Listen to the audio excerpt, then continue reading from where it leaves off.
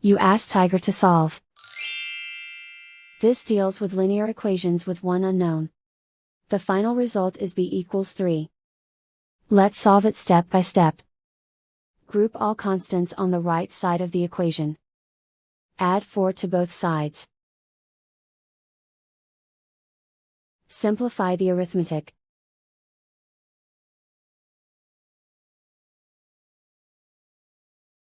Isolate the b. Divide both sides by 8.